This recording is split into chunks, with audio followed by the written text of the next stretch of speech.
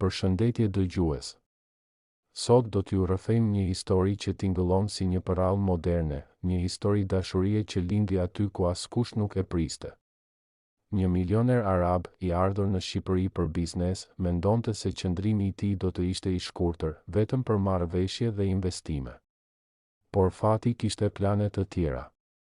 Në një kafe të vogël bus liçenit, ai pa një vajzë shqiptare, aq të bukur dhe të thjeshtë, sa koha ju ndal për një çast. Nga ai moment, çdo takim pune humbi rëndësinë, çdo projekt mori dritën e syve të saj. Dhe një histori dashurie e papritur filloi të shkruhej mes luksit të një milioneri dhe zemrës së një vajze që besonte ende të ndjenjat e vërteta. Takimi që ndryshoi gjithçka. Në muajin maj, Tirana ishte e gjallë, e mbushur me aromën e luleve dhe zhurmën e rrugëve që s'flinin kurrë.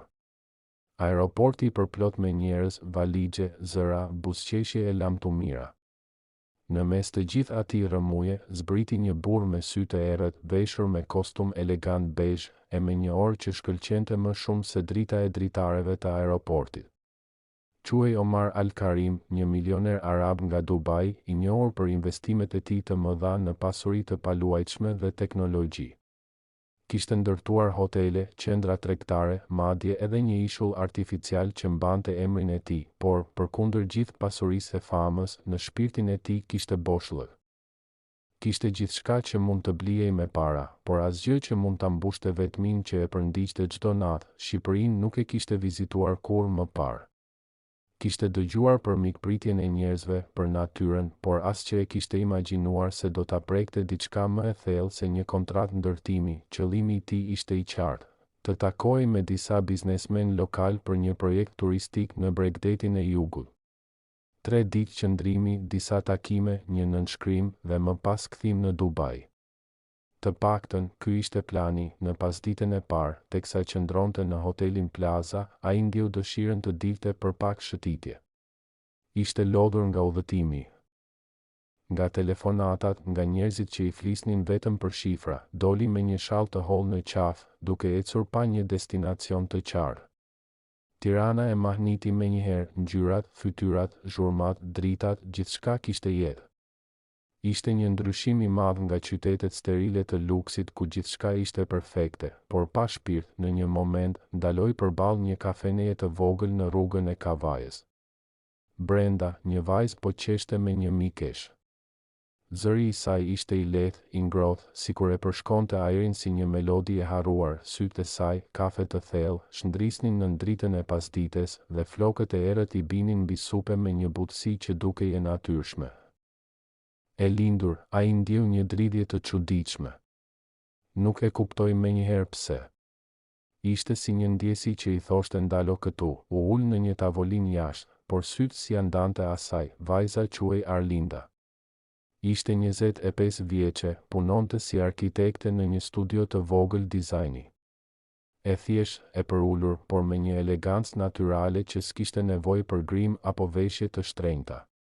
Kishte kaluar shumë në jetë, babai i saj kishte vdekur herët dhe ajo ishte rritur me nënën, një grua e fortë nga Durrësi që i kishte mësuar se nderi dhe puna vlen më shumë se çdo pasuri. Kur kamerieri i solli Omarit kafen, ai vuri re që vajza e shikonte për një moment, me një kuriozitet të lehtë. Jo si një njeri që sheh një të huaj të pasur, por si dikush që përpiqet të kuptojë shpirtin përtej pamjes. Kaluan disa minuta heshtjeje të butë.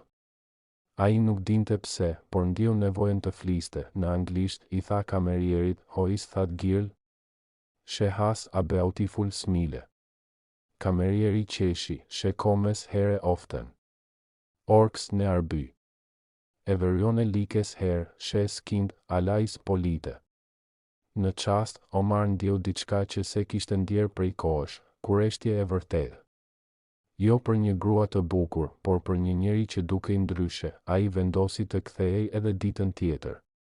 Dhe pas ditës tjetër. Përsëri, 3 ditë më vonë. Fati vendosi të ndërhyj. Në një mëngjes të ngrohtë, Arlinda doli nga kafeneja me një dosje në dorë, e cila papritur i ra në tokë. Fletët u përhapën në ajër dhe një burr u ul menjëherë t'i mblidhte. Ishte ai, Omar, ajo u shtang. Nuk e njihte, por sytë e tij kishin një thellësi që të ftonte pa frikë. thank you. You didn't have to, tha ajo në anglisht me një theks të lehtë shqiptar. Janë të to, ju përgjigj ai me një buzëqeshje të ngrohtë. You're not from here, Rith? No. I'm from Dubai. But maybe no. I ishi as, tha ai me humor, dhe ajo qeshi, që nga ai moment, gjithçka ndryshoi, një bisedë e shkurtër u kthye në një shëtitje. Një shëtitje u kthye në një kafe tjetër.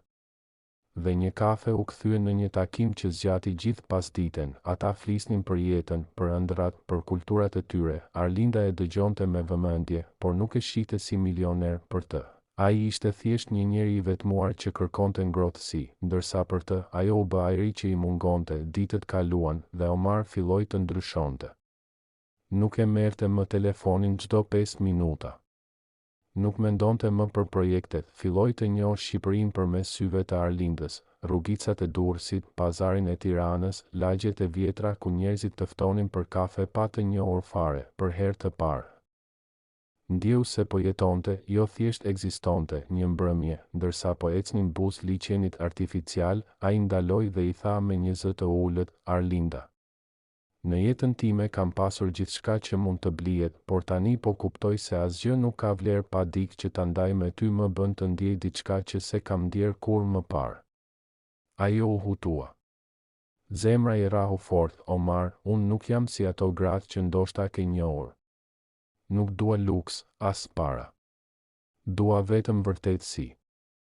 Ai ju afrua, syt I ndritnin në dritën e hënës, dhe unë dua vetëm ty, sepse ti je e vetmja gjë e vërtet që kam gjetur prej kohësh.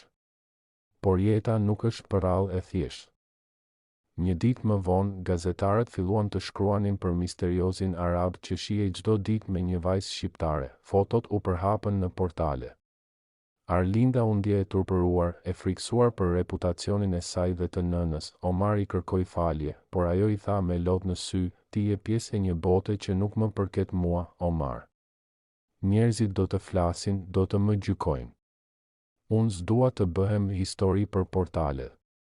Ai u përpoq ta ndalonte, por ajo u largua. Për disa ditë, ai mbeti vetëm në hotel, pa e parë më, pa dëshirë për asgjë, një mbrëmje, ndërsa po përgatitej të kthehej në Dubai, mori një zarf në recepcion. Ishte një letër nga Arlinda. Në të shkruaj, faleminderit që më mësove se dashuria ekziston ende, edhe në një botë të ftohtë. Por unë jam nga toka, ti nga qielli. Dhe ndonjëherë, yjet nuk zbresin dot aq poshtë sa të prekin tokën. Kujto më me mirësi. Arlinda. Lotët I rodhen pa kuptuar. E mbajti letrën në duar gjatë gjithë fluturimit për në Dubai, dhe çdo fjalë I diqte shpirtin si zjarr, por në zemrën e tij diçka I tha, nuk ka mbaruar ende. Dashuria e vërtet nuk njeh kufi. Dhe kështu, historia nuk mbaron këtu, sepse pjesa e dytë do të tregoj se çfarë bëri Omar kur kuptoi se dashuria është më e fortë se çdo pasuri, dhe se ndonjëherë, për të fituar një zemër të pastër, duhet të humbasësh gjithçka tjetër. Zemra që nuk harroi kurrë, fluturimi për në Dubai ishte më I gjatë se kurrë. Dritat e qytetit që ndriçonin nën krahët e avionit I dukeshin bosh, si një pasqyrë e shpirtit të tij. Në dorë mbante ende letrën e Arlindës, të rrudhur dhe të njollosur nga lotët, një burr që kishte miliona në banka, hotele në çdo kontinent, nuk kishte mundur të mbante një zemër të vetme, dhe kjo e bënte të ndjehej më I varfër se kurrë. Në ditët që pasuan, Omar u përpoq të kthehej në rutinë. Takime, mbledhje, darka luksoze, gra që përpiqeshin të fitonin vëmendjen e tij. Por çdo gjë I dukej e zbrazët, sa herë që merrte një gotë ujë, I kujtohej mënyra si Arlinda qeshte kur kërkonte ujë pa gaz. Si për fëmijë, sa herë që shihte dritat e qytetit nga dritarja e apartamentit të tij në katin e 40 të, I kujtohej Tirana, me rrugët e saj të ngushta, aromën e kafes dhe fytyrën e saj të qetë që e shikonte me sinqeritet, pa frikë e pa interes, një mbrëmje, teksa po rrinte vetëm në taracën e pallatit të tij, shërbëtori I solli një zarf. Ishte raporti për projektin që kishte lënë përgjysmë në Shqipëri. Në fund të faqes shkruaj, firma shqiptare që drejton pjesën arkitektonike është Studio Ardesin. Zemra I rahu fort. Ishte studioja ku punonte Arlinda, pa menduar gjatë, mori vendimin, do të kthehej në Shqipëri. Por jo si milioner. Jo si njeriu i pasur që tërheq vëmendje, këtë herë, si një njeri i thjesht që do të luftonte për dashurinë e tij, u kthye një mëngjes tetori. Askush nuk e dinte se ai kishte ardhur. Nuk qëndroi më në hotelin e famshëm, por mori një apartament të vogël me qira afër liçenit artificial. E veshur thjesht, me xhinse dhe këmish, fytyra e tij duke i krejt ndryshe nga fotot e gazetave që dikur e quanin milioneri misterios, këtë herë nuk kishte bodyguard, as makina luksoze. Kishte vetëm një zemër që kërkonte një tjetër, disa ditë rresht, kaloi përpara studios ku punonte ajo. Nuk e pa. Deri kur një ditë, në mëngjesin e ftohtë të një hëne. E pa tek dilte me një shall gri në qafë dhe një dosje në dorë, ai ndjeu si t'i ishte kthyer fryma pas një kohe të gjallë. Por nuk ju afrua menjëherë. E ndoqi me sy, e pa teksa ndalonte për të blerë një kafe të vogël dhe pastaj largohej me hap të qetë drejt punës, nuk donte ta tremte. Donte t'i afrohej ngadalë, me respekt, si dikush që kërkon falje me shpirt të nesërmen, hyri në studio si klient i ri. Sekretarja e priti me buzëqeshje, mirë se erdhët, zotëri. Çfarë projekti doni të diskutoni? Një shtëpi, tha ai me zë të butë. Por dua diçka ndryshe. Dua një vend që të ketë paqe. Një shtëpi ku njeriu ndjen se jeton. Arkitektja jon më e mirë për projekte të tilla është Arlinda. A dëshironi ta takoni? Ai ndjeu zemrën t'i ndalej për një sekondë, po. Nëse ka kohë. Kur ajo hyri në sallë, koha u ndal. Sytë e saj u zgjeruan, fryma i u dridh Omar. Përshpëriti, ai qëndroi në këmbë, me duar të mbledhura, pa guxuar të afrohej shumë, Arlinda. Më fal që u shfaq pa pritur. Nuk erdha si biznesmen. Erdha si njeri që s'ka ditur të jetoj pa ty, ajo uli syt, përpiqej të ruante qetësinë përpara kolegëve, por zëri i saj dridhej, pse u ktheve? Unë mendova se gjithçka kishte mbaruar. Asgjë s'mbaron kur dashuria është e vërtetë. Më lejo ta provoj. Të paktën një herë. Ajo se dinte ç'të thoshte. Ishte e hutuar, e lënduar, por një pjesë brenda saj i gëzoi. Ai s'u përpoq të impononte asgjë. Vetëm i tha, nëse nuk më do më, do të largohem menjëherë. Por nëse zemra jote ende më nje, më jep një mundësi të tregoj kush jam pa maska. Ajo e pa për disa sekonda në heshtje, pastaj tha, mirë. Por këtë herë dua të njoh njeriun, jo milionerin. Ditët që pasuan ishin si një fillim i ri. Ai e ndihmonte në disa projekte, si një asistent i thjesht, pa u treguar askujt kush ishte në të vërtetë. Arlinda habitej me përullsinë e tij. Pinte kafen e mëngjesit me kolegët e saj. Qeshte me historitë e tyre, nuk sillej më si ai burri i pushtetit. Një mbrëmje, pasi përfunduan vonë një plan urbanistik, ajo i tha me sinqeritet, tani të kuptoj më mirë. Nuk je njeri i pasurisë, je njeri i shpirtit. Thjesht ke jetuar në një botë që të ka mësuar ta fshehësh. Ai u prek, kam jetuar gjithë jetën mes njerëzve që më donin për atë që kisha. Ti më do për atë që jam. Dhe kjo më frikson.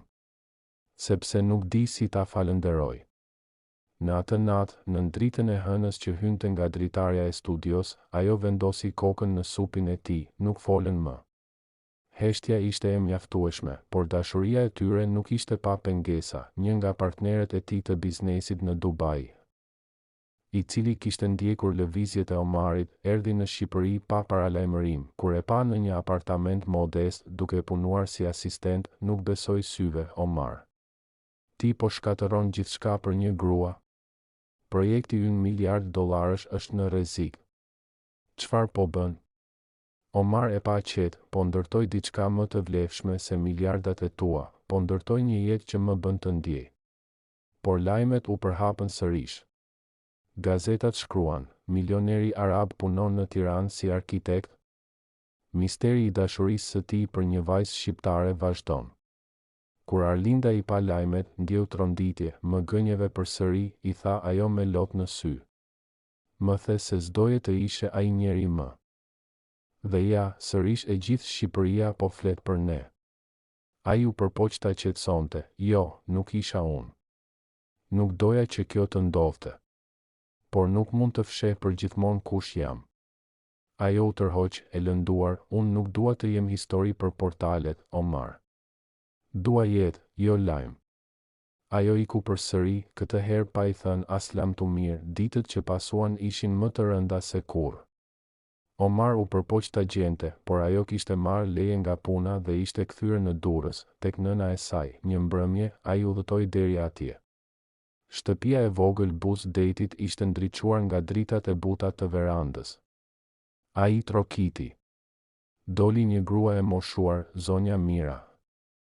Nëna e Arlindës, po kërkoi Arlindën.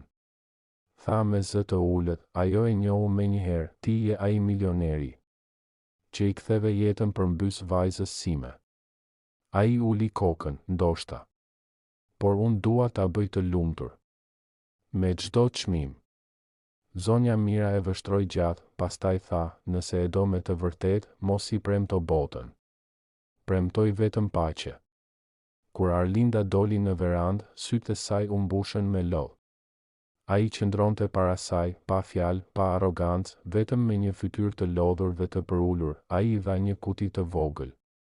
Brenda nuk kishte unas me diamant, por një copës e vogël guri nga plazhi i Durrësit, e mbështjell me letër. Në letër shkruaj, nuk të sjell ar, as pallate. Të sjell këtë gur, i thjesht, por i përjetshëm, si dashuria që ndjej për ty. Ajo e lexoi dhe për herë të parë, ndjeu pa frikë ta përqafonte. Në atë moment, valët e detit përplaseshin lehtë në breg, dhe era mbante aromën e dashurisë që më në fund kishte gjetur shtëpinë e saj. E vërteta që tronditi gjithçka, deti i Durrësit atë natë duke i qetë, por brenda shpirtit të Omarit stuhia s'kishte pushuar.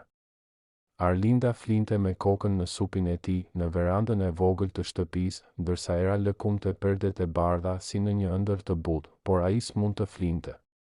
Një mendim i përhumbur, një hije e së kaluarës, e mbërthente me forcë.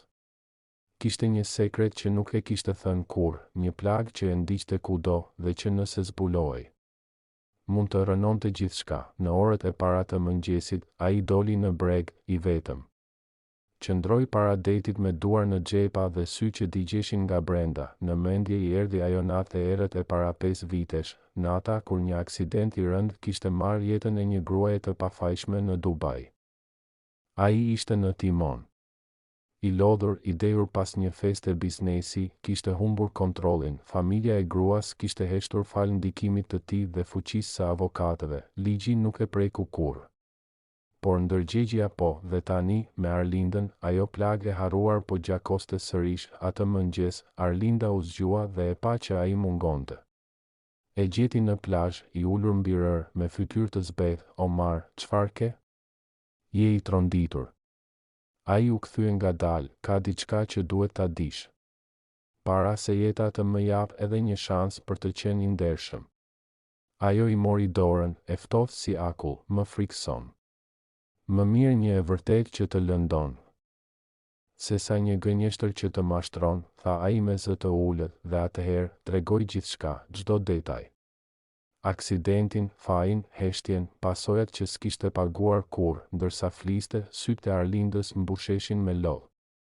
Çdo fjalë ishte si thikë që i theu iluzionin që kishte ndërtuar për të. Kur ai mbaroi, ajo u ngrit pa fjalë.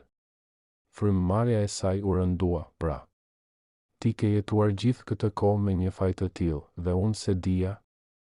Po. Dhe çdo ditë e kam urryer veten për këtë. Por me ty më lindi dëshira të bëhem më i mirë, të mos jem më ai që isha. Por jeta që ke shkatëruar nuk kthehet më, Omar. Ajo grua kishte familje. Si mund të thuash se do më, kur si e përballur as me pasojat e tua? Ai uli kokën. Nuk kishte përgjigje. Për herë të parë, ndjeu se ndoshta se meritonte dashurinë e saj. Ditët që pasuan ishin të heshtura. Arlinda nuk i fliste, ndonë se ai qëndronte ende në Durrës. Shkonte çdo ditë në plazh, i ulur në të njëjtin vend, sikur kërkonte falje nga deti. Një mbrëmje, zonja Mira ju afrua, "E do ende, apo jo?" E pyeti ajo, "Me gjithë shpirtin tim," tha ai pa ngritur syt, "atëherë mos ik." Një njeri që pranon fajin, edhe pse e vonuar, është më i ndershëm se shumë të tjerë që jetojnë në gënjeshtër. Në shtëpi, Arlinda dëgjoi bisedën e tyre nga dritarja. Zemra i digjte, por fjalët e nënës i hyn thellë. Ajo e dinte që dashuria nuk është për njerëz perfekt, por për ata që guxojnë të ndryshojnë. Të nesërmen, ajo mori makinën dhe shkoi në Tiranë. Takoi një avokat të njohur dhe kërkoi që të gjente çdo dokument të lidhur me rastin e aksidentit të Omarit në Dubai. Kur u kthye, e gjeti në verandë me sytë e skuqur nga pagjumësia. "Omar, do të ndihmoj ta përballosh këtë." Ai ngriti kokën i habitur. "Çfarë do të thotë kjo?" "Do të kthehesh në Dubai. Do të rrëfehesh. Do t'i tregosh botës kush je, jo si milioner, por si njeri që merr përgjegjësi për veprimet e veta. Dhe unë do të jem aty në çdo hap. Lotët i mbushën syt, do të më ndjekësh edhe atje?" "Po. Sepse dashuria e vërtet nuk është të jesh pranë dikujt vetëm kur është i fortë, por edhe kur bie." Disa javë më vonë, ata fluturuan për në Dubai. Në aeroport, gazetarët u mblodhën sapo u përhap lajmi: milioneri arab rikthehet për të rrëfyer një krim të harruar. Ai eci përpara kamerave pa frikë, me dorën e Arlindës në të vetën. Në gjykatë, rrëfeu gjithçka, pa justifikime, pa avokat që flasin në emër të tij. Në fund të fjalës, tha, "Kjo është mënyra ime për të fituar lirinë e shpirtit tim. Parat mund të blejnë heshtjen, por jo faljen." Gjykata vendosi një dënim me burg të shkurtuar, pasi familja e viktimës kishte pranuar të falte, por për Omarin, ajo ishte gjëja më e drejtë që kishte ndodhur ndonjëherë. Arlinda e vizitonte çdo javë, duke i sjellë libra dhe letër të pastër për të shkruar reflektime. Në njërin nga letrat që i la një ditë, ai kishte shkruar: "Dashuria jote më çliroi. Dhe nëse Zoti më jep një tjetër mundësi, dua ta përdor për të jetuar ndershëm pranë teje." Një vit më vonë, ai doli i lirë. Ishte më i dobët, më i heshtur, por sytë e tij ndriçonin me një qetësi që se kishte pasur më parë. Në dalje e priti Arlinda, me një shall të bardhë në duar. "Të lash një njeri të pasur," i tha ajo me buzëqeshje, "dhe po të marr përsëri si një njeri të pastër." Ai qeshi lehtë, "Tani s'kam më asgjë, përveç dashurisë për ty, dhe ajo është gjithçka," iu përgjigj ajo. Ata u kthyen në Shqipëri dhe ndërtuan një shtëpi të vogël buz detit, shtëpinë që dikur Omar e kishte përshkruar në studio. Një vend ku njeriu ndjen se jeton. Arlinda rifilloi punën si arkitekte, ndërsa ai hapi një fondacion bamirës për ndihmën e viktimave të aksidenteve rrugore. Nuk ishin më pjesë e botës së zhurmshme të luksit, por çdo mëngjes zgjohej me ndjenjen se më në fund kishin gjetur paqen. Në një nga mëngjeset, teksa pinin kafen në verandë, Omar i tha me zë të butë: "Nëse më ke falur vërtet, dua të fillojmë nga e para." Ajo e pa drejt në sy dhe tha: "Nuk të kam falur vetëm. Të kam rilindur." Por fati, si gjithmonë, s'kishte mbaruar së luajturi. Një ditë, në derën e shtëpisë së tyre trokiti një vajzë rreth 20 vjeç, me sy të errët dhe fytyrë që i ngjante jashtëzakonisht Omarit. Kur ai e pa, fytyra i ngrirë. Ajo tha vetëm një fjali: "Më fal që po vi kështu. Unë jam vajza e asaj gruaje që humbi jetën në aksident." Zemra që foli para mendjes, ditët kalonin me një ritëm të çuditshëm. Për Amirin, çdo orë në Shqipëri ishte një përjetim i ri, një përzierje ndjenjash që nuk i kishte ndier kurrë më parë. Ajo vajzë, që quhej Elira, kishte bërë diçka që askush nuk kishte arritur ta bënte: ta ndalonte kohën në botën e tij të shpejtë, ta bënte të harronte gjithçka tjetër përveç pranisë së saj. Elira punonte në një librari të vogël në qendër të Tiranës. Ajo ishte e qetë, e thjeshtë dhe e dashur me të gjithë. Kishte sy të ngrohtë, një buzëqeshje që e mbulonte çdo trishtim dhe një zë që të jepte qetësi. Për të, Amir ishte thjesht i huaj i sjellshëm që vinte shpesh për të bler libra. Edhe pse ajo e dinte mirë se ai nuk kishte lexuar asnjërin prej tyre, një pasdite me shi, ai hyri sërish në librari. Elira ishte duke sistemuar raftet kur ai u afrua me një buzëqeshje të lehtë. Sot s'kam ardhur për libra, i tha. Kam ardhur për një arsye tjetër. Ajo ngriti syt, e hutuar. Po për çfarë arsye? Për ty, tha ai, duke e parë drejt në sy. Nuk dua të largohem nga kjo qytet pa e ditur se çfarë jeti në jetën time. Fjalët e tij e lanë pa frymë. Zemra e saj filloi të rrinte fort. Ishte hera e parë që dikush i fliste me aq ndjenjë, por edhe me aq siguri. Megjithatë, ajo ndjeu frikë, zotëri Amir, unë. Nuk e di çfarë të them. Ju jeni ndryshe, vini nga një botë që nuk është si e imja. Ai e mori dorën e saj butë. Elira, në jetën time kam parë pasuri, luks dhe njerëz që mendojnë vetëm për interes.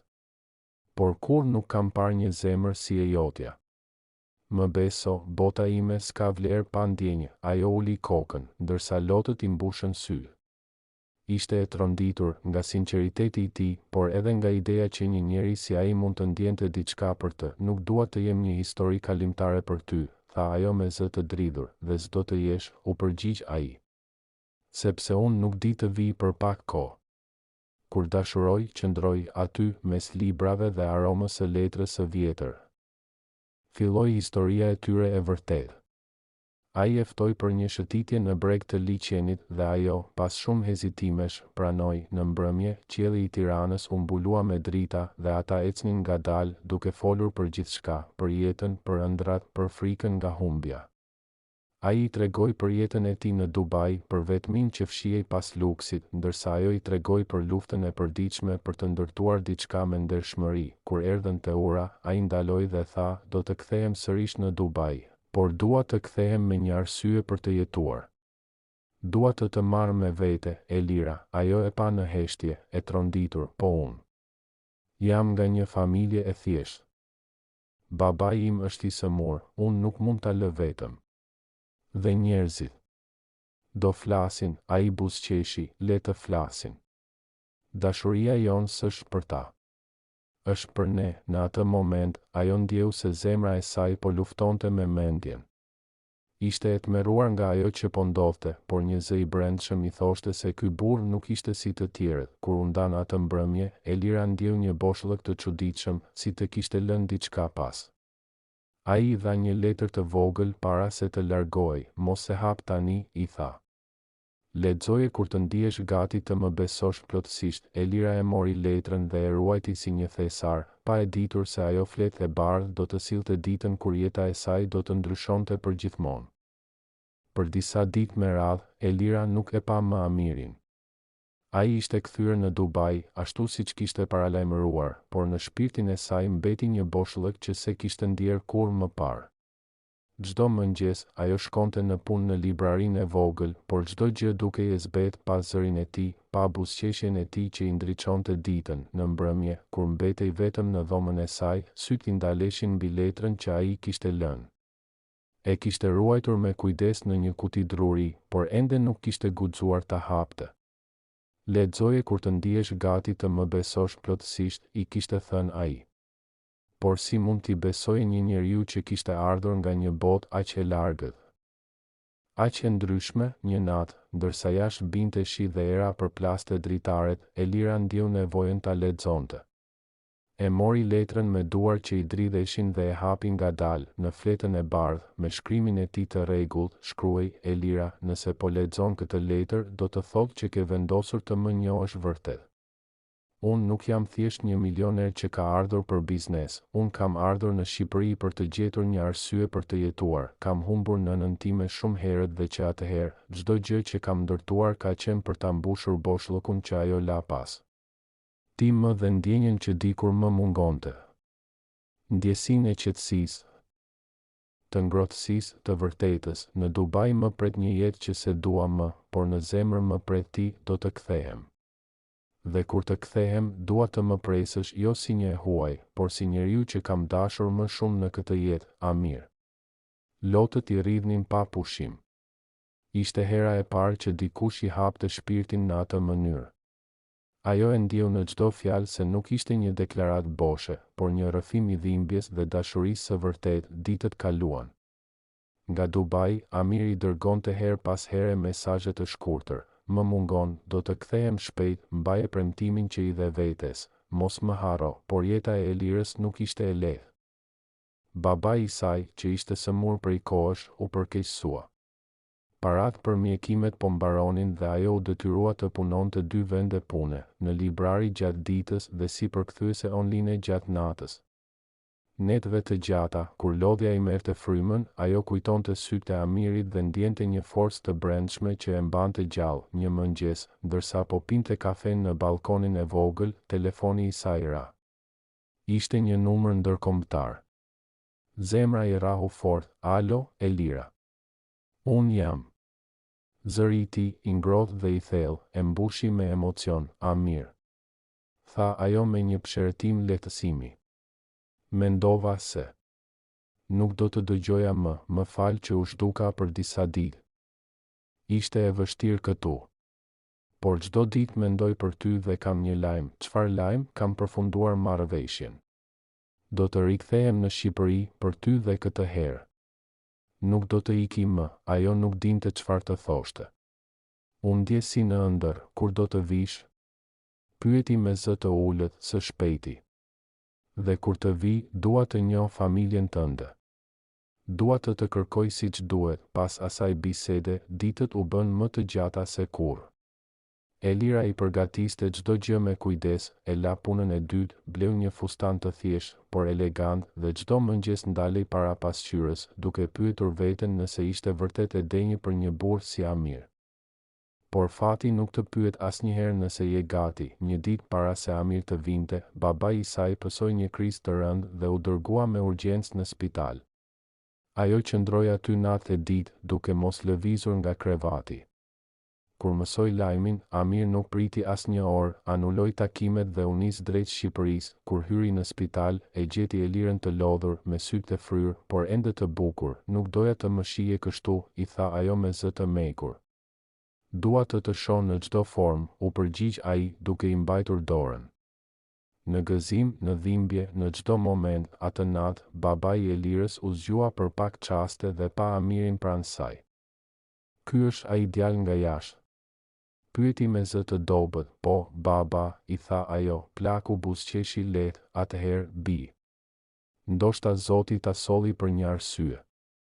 Mos i kthe shpinën lumturisë. Këto fjalë u ngulitën thellë në zemrën e saj. Kur babai i saj mbylli sytë për herë të fundit, Elira ndjeu dhimbjen më të madhe të jetës, por njëkohësisht, pranë saj qëndronte njeriu që i dha forcën për të mos u dorëzuar. Në ditën e varrimit, Amir nuk u largua asnjë çast nga ajo. Në mbrëmje, kur gjithçka përfundoi, ai e mori për dorë dhe i tha, tani më lejo të jem unë familja jote. Po si mund të besoj plotësisht? I tha ajo me lot në sy. Ai buzëqeshi dhe nxori nga xhepi një unas të thjeshtë me një gur të vogël, siç të thash në letër. Unë nuk vi për pak kohë. Unë qëndroj, ajo e pa gjatë, dhe për herë të parë që nga vdekja e babait buzëqeshi, në atë moment, qielli u kthjellua dhe një reze dielli ra mbi ta, sikur edhe Zoti po bekonte një dashuri që lindi nga rastësia, por u forcua nga dhimbja dhe sinqeriteti. Dashuria mes dy botëve. Pas funeralit të babait, jeta e Elirës ndryshoi rrënjësisht. Ajo nuk kishte më asnjë njeri të afërt, asnjë shtëpi që ta mbante peng, asnjë arsye për të qëndruar në vend. Kishte vetëm kujtimet dhe atë, Amirin, njeriun që qëndroi pranë saj kur bota i ishte thyer në copa. Kur Amiri propozoi të udhëtonin bashkë në Dubai, ajo hezitoi. Nuk e di nëse jam gati, i tha me zë të butë. Nuk e di si do më pranojnë njerëzit e tu. Ai ja mori duart me kujdes. Elira, unë nuk dua që ti të përshtatesh me botën time. Dua që bota ime të përshtatet me ty. Fjalët e tij ishin të sinqerta, por realiteti, si gjithmonë, ishte më i ashpër. Kur zbarkuan në Dubai, ajo ndjeu se po hynte në një univers tjetër, qyteti i xhamit, dritave dhe rërës së ardhë. Gjithçka shkëlqente, por në sytë e saj kishte frikë. Njerëzit e shikonin me kuriozitet, disa me habi, disa me përbuzje të fshehtë. Në rezidencën e Amirit i priti nëna e tij, një grua e hijshme, me sy të ftohtë, që e përshëndeti me një buzëqeshje të lehtë, por pa ngrohtësi. Kjo është Elira, tha Amir me krenari. Gruaja që dua. Nëna e tij ngriti vetullat. Një vajzë shqiptare? tha me zë të ullët, si kur të mos donte që ta dëgjonin të tjerët. Amir, birë, ti vjen nga një familje me traditë. Ne nuk martohemi jashtë gjakut ton, Elira uli kokën, e ndjeu si një goditje në zemër. Amir u afrua dhe foli me ton të vendosur, nëse dashuria ime është turp për ju, atëherë nuk dua asgjë nga kjo pasuri, nëna e tij e pa e tronditur, mos harro kush je, Amir. Ti nuk je si ata, ai buzëqeshi hidhur, pikërisht pse e di kush jam, nuk mund të jem më ai që isha. Pas asaj dite, Elira u ndje e padukshme në atë shtëpi të madhe. Shërbëtorët e trajtonin me respekt të ftohtë, dhe në çdo darkë, nëna e Amirit fliste vetëm në arabisht, duke e përjashtuar nga bisedat. Por ajo nuk u ankua. Çdo mëngjes zgjoi herët, përgatiste kafen për të dhe e priste me një buzëqeshje që fshinte lodhjen e shpirtit. Një natë, ndërsa po ecnin në taracën e pallatit, Amir e përqafoi nga pas, i e penduar që erdhe? E pyeti, jo, tha ajo me zë të qetë. Dashuria nuk është udhëtim që bëhet me mendjen, por me zemrën. Por ndonjëherë kam frikë se kjo botë nuk më do, kjo botë do të mësoj të të doj, sepse unë do të luftoj për ty, i tha ai me vendosmëri, dhe e bëri. Ai refuzoi martesën e organizuar që familja i kishte planifikuar, hoqi dorë nga një pjesë e pasurisë dhe u përball publikisht me opinionin e rrethit të tij. Milioneri arab dashurohet me vajzën e thjesht shqiptare. Titujt e gazetave u mbushën në çdo portal të lindjes së mesme. Disa i quajtën romantik, të tjerë e tallën, por ai nuk u përkul. Një mbrëmje, ndërsa po darkonin në heshtje, nëna e Amirit ngriti kokën dhe tha, e di që nuk do të ndryshosh mendje. Dhe ndoshta, dashuria jote është më e fortë se krenaria ime. Pastaj e pa drejt në sy Elirën. Unë nuk e kam njohur një nën që e humbi djalin, por e di çfarë do të thotë ta humbasësh dashurinë e tij. Mos e bëj të vuaj, lotët i rodhen Elirës në faqe, nuk do ta lëndoj kurrë, tha ajo me zë të thyrë. Ato fjalë ishin bekimi i heshtur që mungonte. Pas disa javësh, Amir e mori për dorë dhe e çoi në shkretëtir, aty ku qielli bashkohej me rërën. Në perëndimin e diellit, ai ra në gjunjë dhe i tha, në këtë vend ku gjithçka është e artë, vetëm ti shkëlqen ndryshe. Elira, a pranon të bëhesh gruaja ime? Ajo qeshi mes lotëve dhe u hodh në përqafimin e tij. Po, Amir. Jo për pasurinë, jo për jetën e bukur, por për shpirtin tënd. Ai ia vuri unazën në gisht dhe në sfond, e rafrynte lehtë mbi rërën e shkretëtirës, por, si çdo dashuri e madhe, edhe e tyre nuk do të mbetej pa prova, sepse në hije. Dikush tjetër, një partner biznesi i Amirit, e shite Elirën si kërcënim për planin e tij dhe ishte gati të bënte gjithçka për ta ndarë çiftin, zemra që zgjodhi dashurinë. Në mbrëmjen e fundit të verës, Tirana ishte ndryshe. Rrugët e ndriçuara, njerëzit që qeshnin dhe aroma e luleve të freskëta sillnin në ajër ndjesinë e një fillimi të ri. Aisha po qëndronte në balkonin e apartamentit të saj, me sytë e mbushur me lot dhe zemrën që rrite si kur më parë. Pas shumë muajsh pritjeje, Amir po kthehej, jo si milioneri arab që kishte ardhur dikur për biznes, por si burri që kishte zgjedhur dashurinë mbi gjithçka. Aeroplani i tij u ul në aeroportin Nën Tereza në orën 19:45. Në duar mbante një buqet me trëndafila të bardhë dhe një kuti të vogël kadifeje. Kishte kaluar shumë për të qenë aty, kundërshtime nga familja. Kërcënime për t'u përjashtuar nga kompania e babait, madje edhe përbuzje nga disa bashkëpunëtorë. Por asgjë nuk e kishte ndalur, kur doli nga aeroporti dhe pa Aishën që e priste me një fustan të thjeshtë blu, i humbi fryma. Ishte po aq e bukur sa herën e parë që e kishte parë në atë kafe në bus liçenit, ndoshta edhe më shumë, sepse tani ajo bukuri kishte ndriçimin e dashurisë së vërtetë. Ai ju afrua ngadalë, pa thënë asgjë. E mbajti fytyrën e saj në duar dhe i pëshpëriti në vesh, jam kthyer, përgjithmonë. Aisha nuk foli. Lotët i rridhnin, por këtë herë ishin lot gëzimi. Ai nxori kutin kadifeje dhe u ul në gjunjë, aty në mes të sheshit përballë aeroportit. Përpara 10 kalimtarëve që ndalën për të parë, nuk dua më jetë pa ty as distancë, as pasuri, as emër. Vetëm ti do bëhesh gruaja ime, ajo e mbuloi me lot, e përqafoi dhe mes një turme që shpërtheu në duar trokitje, i tha po. Pas disa muajsh, dasma e tyre u mbajt në një fshat të vogël në jug të Shqipërisë, pranë Detit. aty ku Aisha kishte kaluar fëmijërinë. Ishte një ceremoni e thjeshtë, por plot shpirt.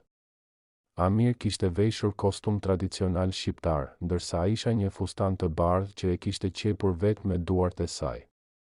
Në vend të luksit arab, kishte zëra fëmijësh, muzikë popullore dhe aromë gjethesh ulliri në darkë. Teksa hëna ndriçonte detin, Amir mori dorën e saj dhe i tha, njerëzit më kanë pyetur gjithmonë pse lash gjithçka për ty, por e vërteta është se kur lash gjithçka, fitova gjithçka, ty. Ajo e shikoi me sytë e mbushur me dashuri dhe i përshpëriti. Dashuria s'njeh kufi, Amir. As gjuhë, as fe, as pasuri. Ajo njeh vetëm zemrën, vitet kaluan. Ata ndërtuan një jetë të thjeshtë në Shqipëri, një kompani të vogël që punsonte të rinj vendas, dhe shtëpinë e tyre pranë detit u bë simbol I një dashurie që theu çdo pengesë. Në fund, historia e milionerit arab që erdhi për biznes, por ra në dashuri me bukuroshen shqiptare u kthye në një legjendë, një kujtim që njerëzit rrëfenin për të besuar se dashuria e vërtetë, ajo që lind mes dy zemrave të ndryshme, është më e pasur se çdo arë në botë. Fund.